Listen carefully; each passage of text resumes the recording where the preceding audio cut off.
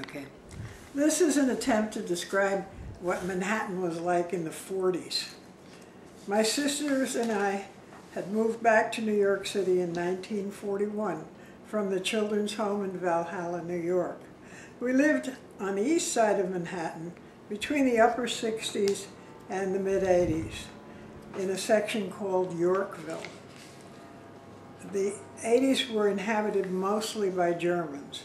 As one got into the 60s, there were greater national variations with mixtures of Hungarians, Irish, and others, but predominantly Anglo-Saxons. North of us were Italians going into the 100 blocks, and north of that was Harlem, where only black people lived, and we were cautioned never to go there.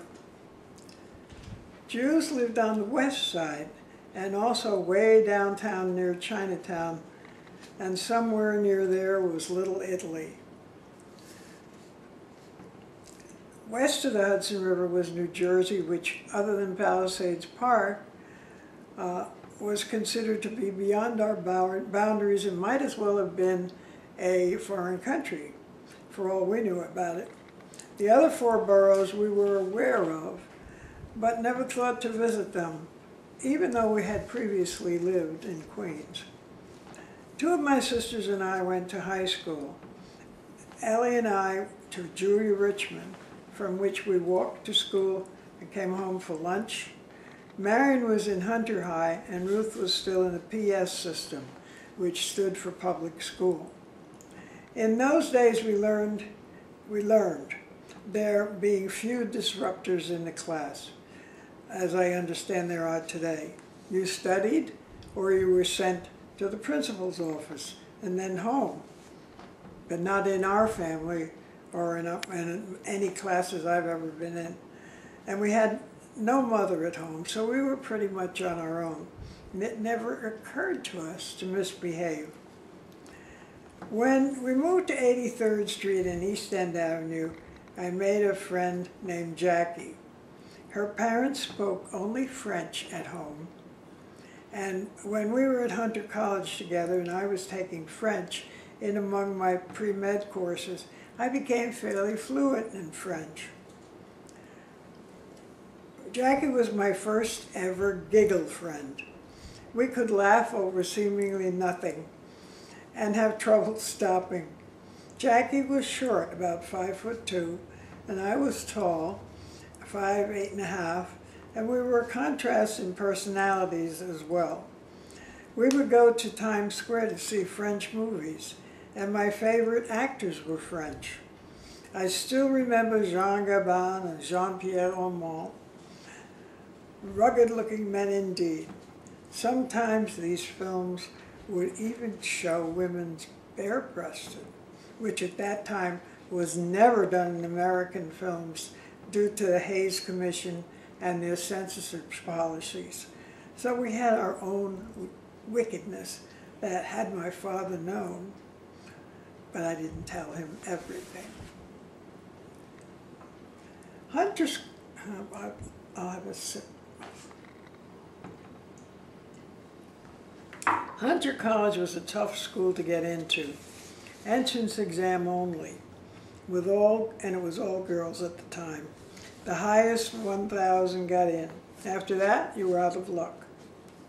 One could try City College Uptown after that, but their entrance exam was probably no easier.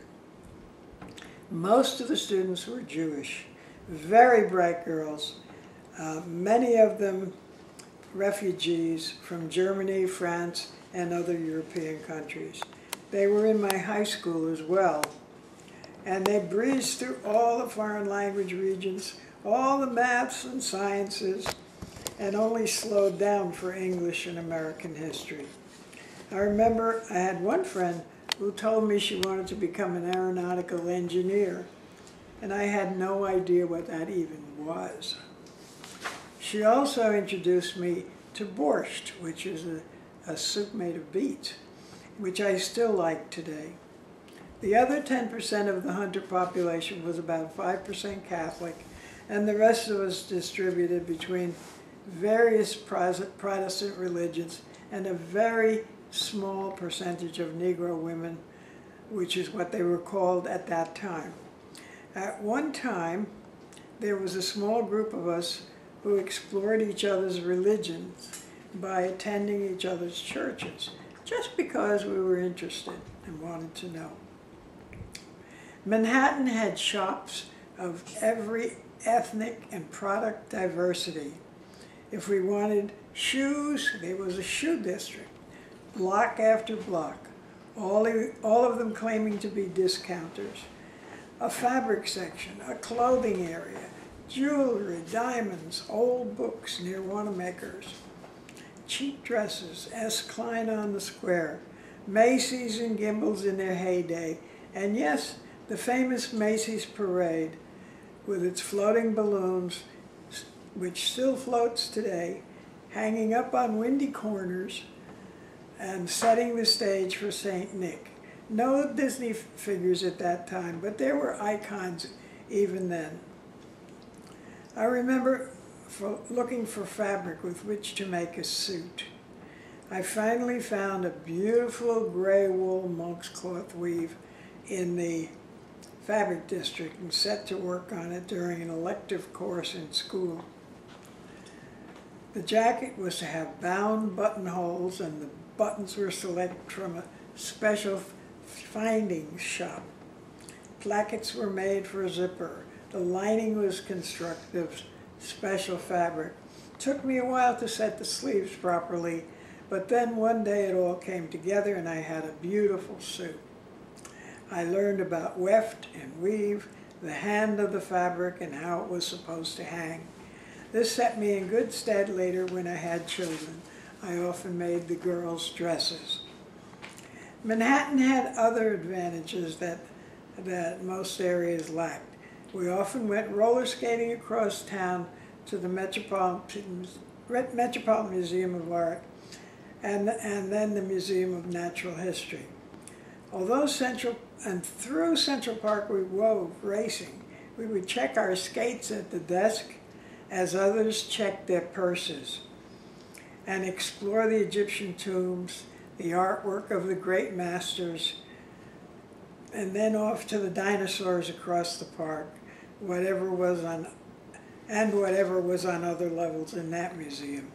Nobody sent us there. They were just great places to go. Sometimes we'd go to Fifth or Park Avenue and just look at the shop windows. Occasionally we'd walk to Bloomingdale's, where we rode up the down escalators and down the ups. This was great fun until someone would stop us. I shopped sometimes in Lord & Taylor and Peck & Peck, very expensive stores, only at the time of clearance sales, and then you could really get bargains. We could ride the subway for miles for a nickel, take the Staten Island ferry across the water, not get off to save a nickel, and see the Statue of Liberty each way. We could ride to Coney Island. Jackie and I planned to go swimming there one hot summer day. When we went to the public bathhouse, there was a herd of women, about 40 or so, all showering together naked. They were all older and badly scarred in one place or another by various surgeries. We thought they looked gross. When we got to the beach, it was even worse. There were orange peels, wax paper, condoms, all floating on the tide. We went back, got dressed, and went elsewhere. Sensitive young ladies such as we did not linger amongst the trash.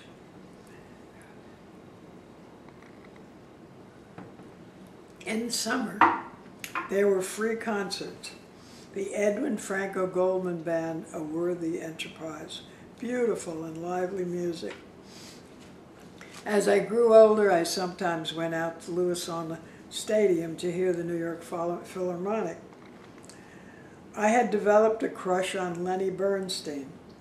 The main problem with Louisville was when airplanes cruised overhead, the music was drowned out by the noise of the engines. Propeller planes at that time slow and ponderous when they passed over. We would take the subway uptown and then a bus over the bridge to Lewiston. When I was in college, I ushered at the Hunter Auditorium, where many famous musicians played.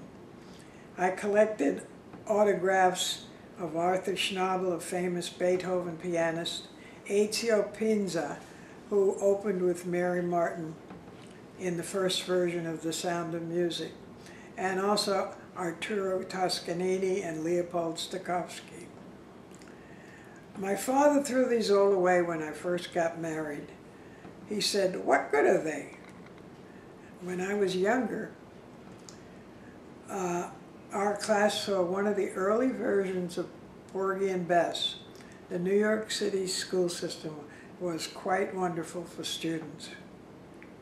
Manhattan was quite an adventure for children and for adults as well. Once a year, the Ringling Brothers Barnum and Bailey Circus came to town at Madison Square Garden. The trapeze artist gave me the biggest thrill, and where my children were old enough to go, I drove 120 miles from the mountains just so they could repeat what I had seen in my younger days. They were not allowed to ask for anything from the vendors while the trapezes were flying. Otherwise, there was no problem. All the rest was wonderful, but the trapezes were my passion. I saw 2 New York World's Fairs. One when I was 12, and one in 13, and 39, and 40. And then I sang in that, in the World's Fair with our church choir. And then again in 1964 and 65. They were both held in the Flushing Meadows, and the second one, my children were privileged to go. I took their grandmother along because we wanted her to see it. And she was not strong enough to walk the entire day, so we hired a wheelchair for her.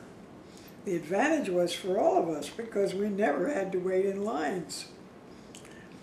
The local folks in the mountains never saw any use for the city. Indeed, it was denigrated at every opportunity. They never knew how stimulating the city was, nor did they ever know what they missed. Very nice. Yeah, I kind of like that story.